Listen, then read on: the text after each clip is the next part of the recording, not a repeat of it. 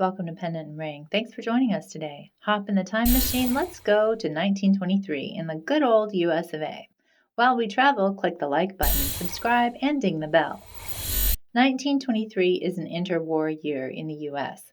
Flappers celebrate the birth of jazz and the end of the Spanish flu with glitz and glamour. They dance in speakeasies and flippant fringe with brilliant bob haircuts. Jazz is the music of the Gilded Age, and Art Deco motifs climb the new skyscrapers. Prohibitionists protest the consumption of alcohol in the streets, but partygoers do shots in password-protected speakeasies. But on the other side of the speakeasy doors, a violent history rages on. 1923 brought a surge of flapper fun fashions, and the Teapot Dome scandal, and race riots, and labor strife. President Harding's corrupt cabinet was on the take. Albert B. Fall, the original Fall guy, accepted bribes from a Sinclair Oil subsidiary. In exchange, he provided the company with cheap leases so they could drill the Teapot Dome dry. Dear old Albert was not the only one on the take. The Teapot Dome scandal dragged on for years, tainting Harding's presidency. It's one of the biggest government fraud scandals in U.S. history. In January 1923, the Rosewood Massacre took place in an African-American town in Florida. A white mob attacked the town and burned almost every structure to cinders. A white female assault victim in a neighboring town said that a black Rosewood drifter attacked her, but the mob burned down Rosewood. Residents fled to the swamp. The town ceased to exist. There were no arrests, not for the original assault or for the violent race riot. In December, the Catcher race riots erupted in Arkansas. Authorities arrested 2 black men and a black teenager for the murder of a white woman.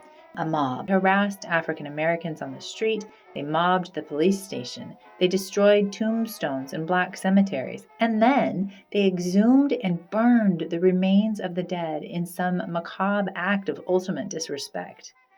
These are only 2 examples of 1920s racism in America. In Los Angeles, labor strife peaked in April at the San Pedro strike. The protesters decried poor working conditions, low wages, and cronyism. They rallied against the unlawful imprisonment of labor organizers and demanded their release. Upton Sinclair spoke with IWW members at Liberty Hill. The KKK arrived to dole out violence, and the LAPD arrested hundreds of strikers.